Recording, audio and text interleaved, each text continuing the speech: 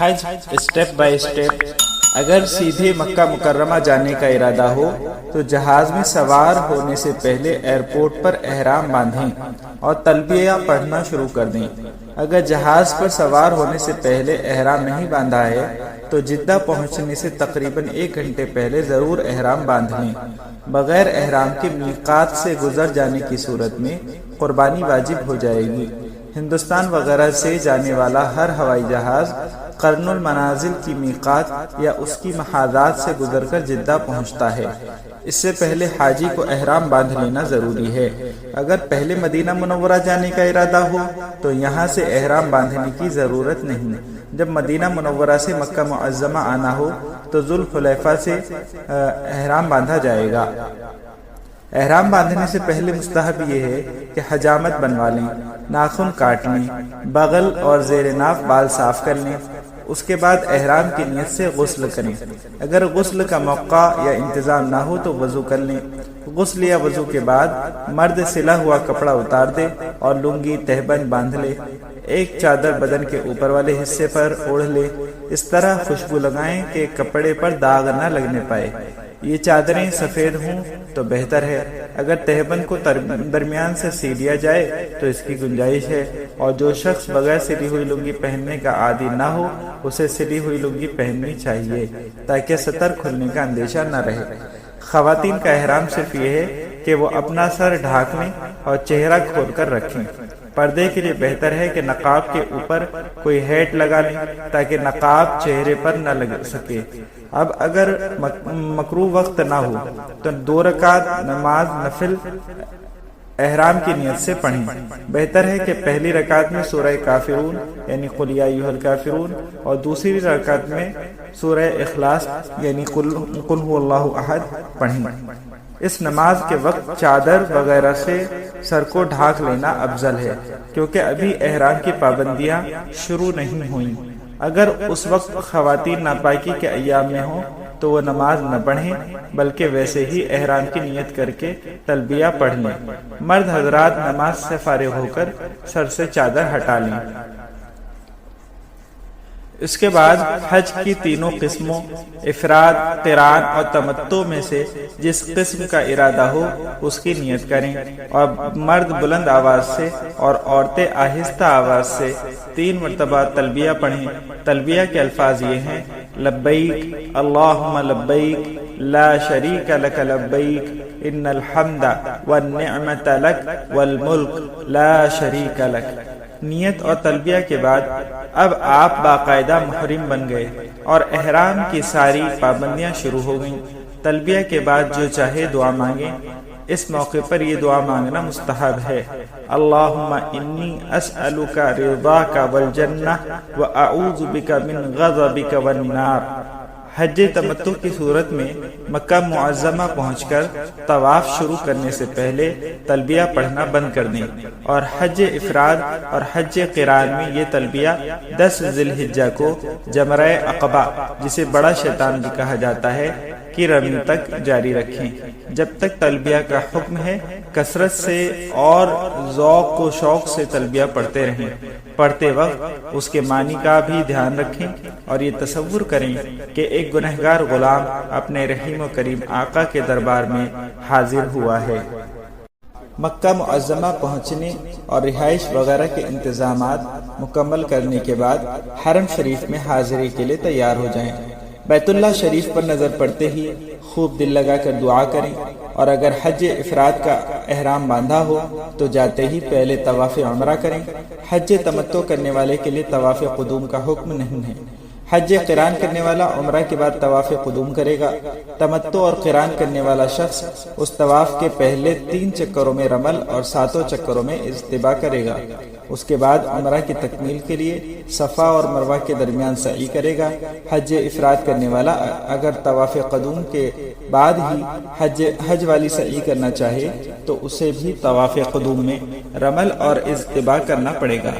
رمل اور اجتباء مردوں کے لیے ہر اس طواف میں مسنون ہے جس کے بعد سعی کا ارادہ ہو، عورتوں کے لیے اس کا حکم نہیں ہے۔ طواف کے بعد طواف کی ابتدا اور انتہا حجر اسود کے استلام یعنی بوسہ لینے سے ہوتی ہے۔ حجر اسود کے سامنے پہلے فرش پر پورے مطاف میں ایک کالی پٹی بنی ہوئی ہوتی تھی۔ اس پٹی کے قریب جا کر اس طرح کھڑے ہوتے تھے کہ حجر اسود دائیں جانب ہو۔ اب وہاں ایک طرح کی لائٹ لگی ہوئی ہوتی ہے، اس کو دیکھ کر آپ اس کا اندازہ کر سکتے ہیں۔ پھر طواف کی نیت اس طرح کریں: اے اللہ، میں صرف تیری رضا کے لیے تیرے مقدس گھر کے 7 چکروں کے طواف کی نیت کرتا ہوں، اسے میرے لیے آسان کر دے اور قبول فرما۔ نیت کرنے کے بعد دائیں طرف چلیں اور حجر اسود کے بالکل سامنے آ جائیں، یعنی چہرہ اور سینہ حجر اسود کی طرف کر کے کالی پٹی یعنی پہلے جہاں کالی پٹی ہوتی تھی اور اب میں نے بتایا کہ وہاں ایک لائٹ ہوتی ہے، اس سے آپ اس کی سیدھ معلوم کر سکتے ہیں، وہاں آ جائیں اور پھر نماز کی طرح ہاتھ اٹھاتے ہوئے بسم اللہ اللہ اکبر وللہ الحمد پڑھیں اور ہاتھ چھوڑ دیں۔ اس کے بعد حجر اسود کا استلام کریں۔ اس کی صورت یہ ہے کہ اگر حجر اسود تک پہنچنے کا موقع مل جائے تو اپنا منہ دونوں ہاتھوں کے بیچ میں اس طرح رکھیں جیسے نماز میں سجدے میں رکھا جاتا ہے اور نرمی کے ساتھ بوسہ دیں، اور اگر بھیڑ کی وجہ سے حجر اسود تک نہ پہنچ سکیں تو پھر کالی پٹی پر کھڑے کھڑے یعنی جہاں سے وہ اب میں نے کہا کہ لائٹ ہوتی ہے اس کی سیدھ میں آ جاتے ہیں، وہاں کھڑے کھڑے دور سے دونوں ہتھیلیاں حجر اسود کی طرف اس طرح خیال کر کے رکھیں کہ وہ حجر اسود پر رکھی ہوئی ہیں، پھر ان ہاتھوں کو چوم لیں۔ اس وقت یہ کلمات پڑھیں: اللہ اکبر، لا الہ الا اللہ، والصلاة والسلام علی رسول اللہ۔ دور سے استلام کرنے میں بھی اتنا ہی ثواب ملتا ہے جتنا قریب سے بوسہ لینے میں، اس لیے زیادہ بھیڑ میں جانے کی کوشش نہ کریں، خاص طور پر خواتین جتنا ہو سکے غیر مردوں کے اختلاط سے بچنے کا اہتمام کریں۔ استلام کرنے کے بعد فوراً اپنا چہرہ، سینہ اور قدم حجر اسود کو اپنے دائیں طرف کر کے چلنا شروع کر دیں، اور چکر کے دوران رخ بیت اللہ شریف کی طرف نہ کریں بلکہ نظریں نیچی کیے ہوئے گولائی میں چلتے رہیں، اور جب ایک چکر پورا ہو جائے اور دوبارہ کالی پٹی پر پہنچیں تو پھر چہرہ اور سینہ حجر اسود کی طرف کر کے استلام کریں اور فوراً پہلی حیت پر آ جائیں۔ اسی طرح 7 چکر پورے کریں۔ ہر چکر میں جب بھی رکن یمانی پر پہنچیں گے تو اگر قریب ہوں تو سینہ اور قدم بیت اللہ شریف کی طرف کیے بغیر دونوں ہاتھوں یا صرف دائیں ہاتھ سے رکن یمانی کو چھونا سنت ہے، لیکن اس وقت ہاتھ کو بوسہ نہیں دیا جائے گا۔ اگر بھیڑ کی وجہ سے قریب جانا مشکل ہو تو دور سے اشارہ وغیرہ نہ کیا جائے بلکہ وہاں سے ایسے ہی گزر جائیں۔ طواف کے 7 چکروں میں باوضو رہنا ضروری ہے۔ اگر پہلے 4 چکروں کے دوران وضو ٹوٹ جائے تو وضو کر کے طواف نئے سرے سے کرنا ہوگا، اور اگر 4 چکروں کے بعد وضو ٹوٹا ہے تو اختیار ہے، چاہے وضو کر کے بقیہ چکروں کو پورا کر لے یا پھر سے طواف کرے۔ اور طواف کے دوران ذکر و اذکار، تسبیحات، دینی گفتگو اور جو بھی دعا یاد ہو وہ کی جا سکتی ہے، کوئی خاص دعا پڑھنا ضروری نہیں۔ جو دعا بھی پڑھیں اتنی آہستہ پڑھیں کہ دوسروں کی عبادت میں خلل نہ پڑے۔ طواف کے دوران جب رکن یمانی سے گزریں تو حجر اسود تک پہنچتے پہنچتے یہ دعا پڑھیں: اللہم انی اسألک العفو والعافیہ فی الدنیا والآخرہ، ربنا آتنا فی الدنیا حسنہ وفی الآخرۃ حسنہ وقنا عذاب النار وادخلنا الجنہ مع الابرار یا عزیز یا غفار یا رب العالمین۔ اگر طواف میں اجتباء کیا گیا ہے تو طواف کے بعد سب سے پہلے اجتباء کی کیفیت ختم کر لیں اور اپنے دونوں مونڈھے احرام کی چادر سے ڈھک لیں۔ طواف کے 7 چکر پورے ہونے پر 2 رکعت نماز واجب الطواف پڑھنا ضروری ہے۔ ہاں، اگر مکروہ وقت ہو تو مزید طواف کر سکتے ہیں، اور مکروہ وقت گزرنے کے بعد سب طوافوں کی الگ الگ نمازیں ترتیب وار پڑھیں۔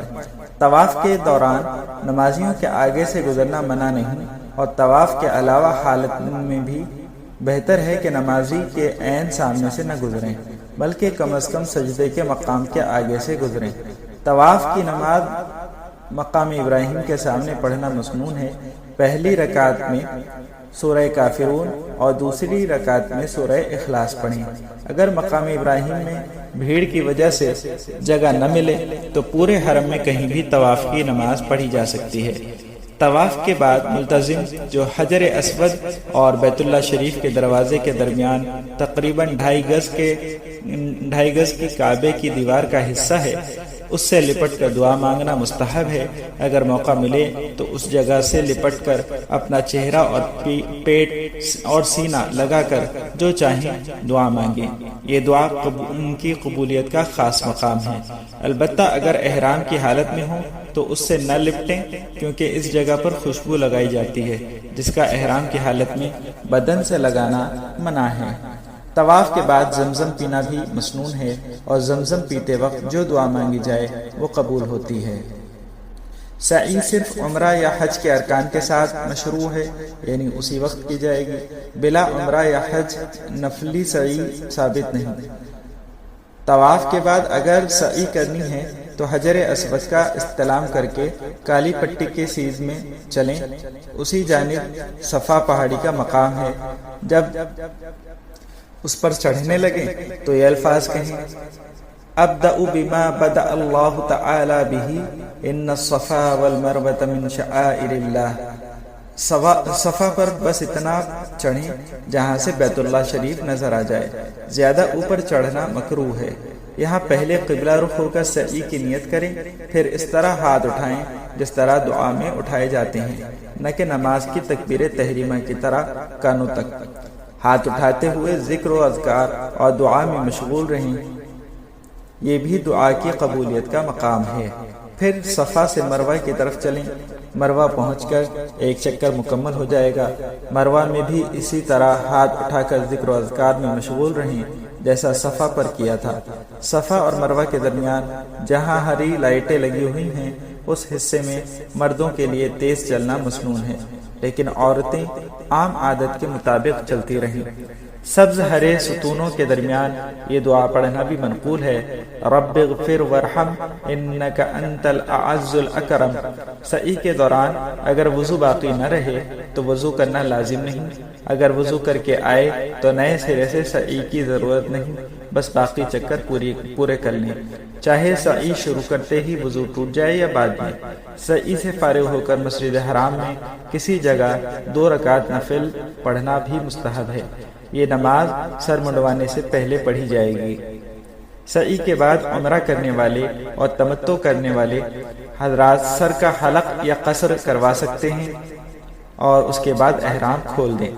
حلق یا قصر کے بغیر احرام کی پابندیاں ختم نہیں ہو سکتی، اور حنفی مسلک میں کم سے کم چوتھائی سر کا حلق یا قصر لازم ہے، اور پورے سر کا حلق یا قصر سنت ہے۔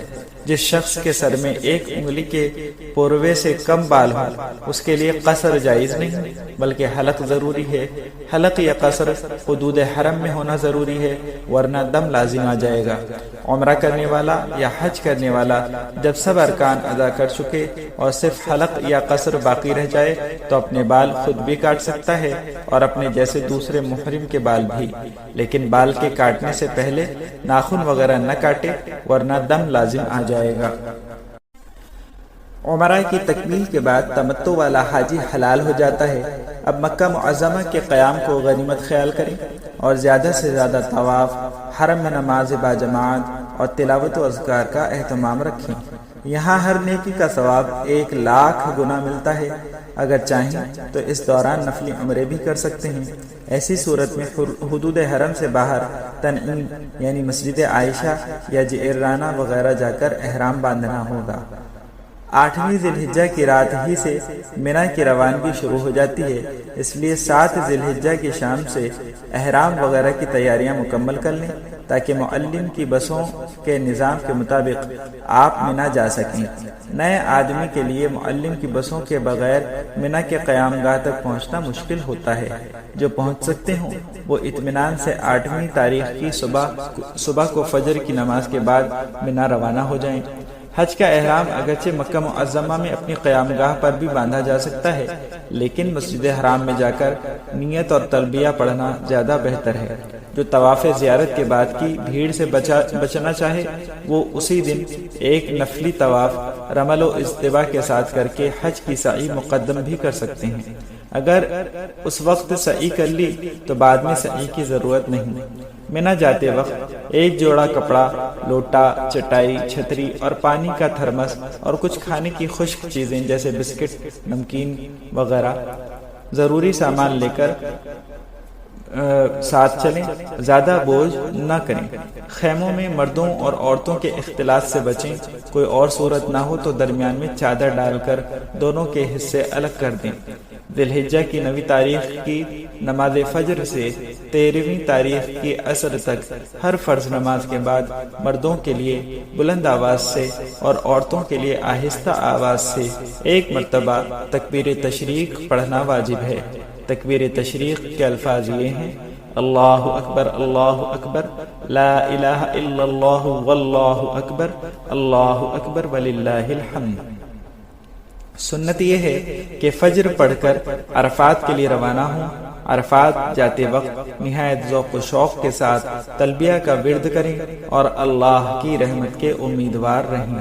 حج میں یہ سب سے اہم ہے۔ عرفہ کا وقوف فرض ہے۔ اس کا وقت زوال کے بعد سے شروع ہوتا ہے، اس لیے زوال سے پہلے ہی پوری تیاری کر لیں تاکہ بعد میں وقت ضائع نہ ہو۔ اس دن جو لوگ مسجد نمرہ میں امام عرفات کے پیچھے نمازیں پڑھیں وہ تو ظہر اور عصر دونوں نمازیں ظہر کے وقت میں ادا کریں گے، لیکن جو حضرات اپنے خیموں میں انفرادی یا اجتماعی نمازیں پڑھیں ان کے لیے دونوں نمازیں اپنے اپنے وقت میں پڑھنی ضروری ہیں۔ اگر وہ ظہر کے وقت میں عصر پڑھ لیں گے تو ان کی عصر ادا نہیں ہوگی۔ غروب آفتاب تک عرفات میں قیام کرنا واجب ہے۔ وقوف عرفات کا پورا وقت دعا، ذکر، تلبیہ اور عبادات میں گزاریں۔ البتہ جو لوگ امام عرفات کے ساتھ جمع بین صلاتین کر چکے ہوں، یعنی دونوں نمازیں ساتھ میں پڑھ چکے ہوں، ظہر اور عصر، وہ اب کوئی نماز نہ پڑھیں، اور خیموں میں رہنے والے حضرات ظہر سے عصر کے درمیان جتنی چاہیں نمازیں پڑھ سکتے ہیں۔ ان قیمتی لمحات کو سستی میں ضائع نہ کریں۔ غروب سے کافی پہلے ہی معلم کے آدمی حاجیوں کو بسوں میں بٹھانا شروع کر دیتے ہیں۔ اگر بس میں بیٹھ بھی جائیں تو ذکر و اذکار اور دعا سے غافل نہ ہوں۔ یہ بسیں غروب سے پہلے عرفات سے نہیں نکل سکتی، اس لیے اپنی سیٹوں پر بیٹھے بیٹھے دعا، تلبیہ اور اذکار میں مشغول رہیں۔ غروب ہونے اور رات آ جانے کے باوجود عرفات میں مغرب کی نماز ادا نہیں کی جائے گی۔ سورج غروب ہونے کے بعد عرفات سے مزدلفہ کو روانگی ہوگی۔ جس وقت بھی آپ مزدلفہ پہنچیں تو عشاء کے وقت میں مغرب اور عشاء دونوں نمازیں ایک ساتھ پڑھیں۔ ان دونوں نمازوں کا جمع کر کے پڑھنا سب پر ضروری ہے، چاہے اکیلے نماز پڑھیں یا امام کے ساتھ۔ مزدلفہ کی یہ رات بہت برکت والی ہے۔ بعض علماء نے اسے شب قدر سے بھی افضل بتایا ہے، اس لیے اس رات میں تھکان کے باوجود عبادت کرنا بہت زیادہ اجر و ثواب کا باعث ہے۔ اسے محض سو کر ضائع نہ کریں۔ مزدلفہ میں عام طور پر کھلے آسمان کے نیچے اپنی اپنی چٹائیوں پر رات گزاری جاتی ہے، اور بہت سے انتظامات کے باوجود پانی وغیرہ کی قلت کا سامنا ہوتا ہے۔ اس لیے بہتر ہے کہ عرفات سے ہی پانی وغیرہ کا انتظام کر لیں اور کچھ کھانے پینے کی چیزیں بھی ساتھ لے لیں۔ حنفیہ کے نزدیک وقوف مزدلفہ کا اصل واجب وقت ذی الحجہ کی 10ویں تاریخ کی صبح سے طلوع آفتاب کے درمیان ہے، اس لیے اول وقت میں فجر کی نماز پڑھ کر جتنی دیر ہو سکے مزدلفہ کا وقوف کریں، وہاں ٹھہرے رہیں اور الہا و زاری کے ساتھ دعا میں مشغول رہیں۔ مزدلفہ میں شیطان کی رمی کے لیے چنے کے دانے کے برابر کنکریاں جمع کر لیں اور انہیں دھو کر پاک کر لیں۔ مزدلفہ میں قبلے کی تعین کے آسان شکل یہ ہے کہ بیت اللہ شریف کے اوپر ایک پہاڑی پر بہت بڑا ٹاور لگا ہوا ہے، اس پر سفید لائٹ جلتی رہتی ہے۔ یہ مکہ معظمہ کے ارد گرد میلوں سے نظر آتی ہے۔ رات کے وقت قبلہ معلوم کرنے کی یہ آسان صورت ہے۔ مزدلفہ میں آپ جس مقام پر بھی ہوں اس لائٹ کو دیکھ کر قبلے کی تعین کر لیں۔ 10 ذی الحجہ کو وقوف مزدلفہ کے بعد منی کے لیے روانگی ہوگی۔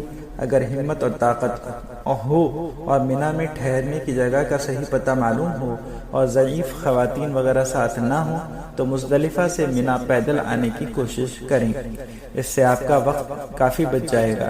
مینا پہنچ کر سب سے پہلا عمل آخری جمرہ یعنی بڑے شیطان کو کنکری مارنا ہے۔ آج کل صبح کے وقت بہت بھیڑ ہوتی ہے، اس لیے زیادہ شوق میں آ کر جان کو خطرے میں نہ ڈالیں اور مینا پہنچ کر پہلے اپنی قیام گاہ پر آرام کریں۔ دوپہر یا اس کے بعد اطمینان سے جا کر رمی کریں۔ خاص طور پر کمزور اور خواتین اس کا خیال رکھیں۔ رمی شروع کرتے ہی تلبیہ پڑھنے کا سلسلہ بند کر دیں۔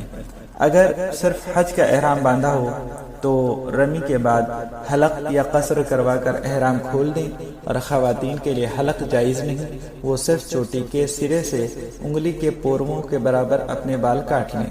اگر قران یا تمتع کا احرام ہے تو پہلے واجب قربانی کریں، اس کے بعد ہی سر منڈوائیں۔ حنفیہ کے مفتبی قول کے مطابق قارن اور متمتع یعنی قران کرنے والا اور تمتع کرنے والا، ان کے لیے رمی، قربانی اور حلق میں ترتیب واجب ہے، اس لیے پوری کوشش کرنی چاہیے کہ یہ ترتیب قائم رہے۔ لیکن اگر کوئی شخص اپنے ذوق یا نئے سعودی قوانین یا کسی اور عذر کی بنا پر ترتیب قائم نہ رکھ سکے تو صاحبین اور ائمہ ثلاثہ کے قول پر اس پر دم واجب نہیں ہوگا۔ قربانی اور حلق کے بعد طواف زیارت کے لیے مکہ معظمہ جائیں۔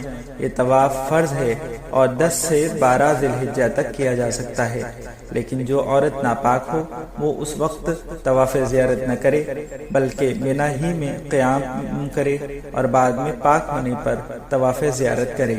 اس تاخیر سے اس پر کوئی جرمانہ نہیں ہوگا۔ اگر پہلے حج کی سعی نہیں کی تھی تو طواف زیارت کے بعد سعی کرنی ہوگی، اور اس طواف کے شروع کے 3 چکروں میں رمل کیا جائے گا، اور جب حلق کے بعد سلے ہوئے کپڑے پہن کر طواف کریں تو استباء نہیں ہوگا اور سعی بھی سلے ہوئے کپڑوں میں ہوگی۔ ایام مینا 10، 11، 12 ذی الحجہ میں رات کا اکثر حصہ بھی مینا میں گزارنا مسنون ہے۔ 11 اور 12 تاریخ کو زوال کے بعد سے تینوں جمرات کی رمی کی جائے گی۔ اس میں بھی اول وقت بھیڑ میں جانے کی کوشش نہ کریں بلکہ اطمینان اور آرام کے ساتھ رمی کریں، اور 2 دنوں میں زوال سے قبل رمی جائز اور معتبر نہیں ہے، اس کا خیال رکھیں۔ کمزور اور خواتین اگر رات میں رمی کریں تو کوئی کراہت نہیں ہے، لہذا جو لوگ رات کے وقت میں رمی کرنے پر قادر ہوں ان کی طرف سے دوسرے کی رمی درست نہیں ہوگی۔ کنکری اس طرح ماریں کہ وہ گول دائرے کے اندر ہی گریں، اس سے باہر نہ جائیں۔ جمرہ عقبہ اور جمرہ وسطیٰ کے بعد قبلہ رو ہو کر دعا مانگنا مسنون ہے۔ آخری جمرے کے بعد دعا کا حکم نہیں ہے۔ مینا کے ایام خاص طور پر ذکر خداوندی کے دن ہیں، اس دوران عبادت کا خاص اہتمام کریں۔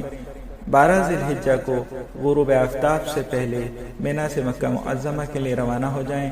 اگر 13 ذی الحجہ کی صبح صادق تک مینا میں رک گئے تو 13ویں تاریخ کو رمی بھی واجب ہو جائے گی۔ مکہ معظمہ واپس ہو کر جو حضرات فوراً وطن جانا چاہتے ہیں ان پر جانے سے پہلے طواف وداع کرنا واجب ہے۔ اگر بلا عذر اسے چھوڑ دیا تو دم لازم ہو جائے گا۔ طواف زیارت کے بعد کیا گیا نفلی طواف بھی طواف وداع کے قیام مقام ہو جاتا ہے۔ اگر کوئی شخص طواف وداع کیے بغیر میقات سے باہر چلا جائے تو اس پر دم واجب ہے اور وہ اولاً عمرہ کرے پھر طواف وداع کرے۔ صرف طواف وداع کے لیے باہر سے بغیر عمرہ کے احرام کے آنا منع ہے۔ جو عورت واپسی کے وقت ناپاک ہو اس کے لیے طواف وداع کے لیے رکنا لازم نہیں، وہ بلا طواف وداع کیے وطن لوٹ سکتی ہے۔ مکہ معظمہ میں جتنا بھی قیام نصیب ہو اسے غنیمت سمجھیں اور زیادہ سے زیادہ طواف اور عمروں کا اہتمام رکھیں۔ واپسی کے وقت بیت اللہ کی جدائی پر غم کے ساتھ واپس ہوں۔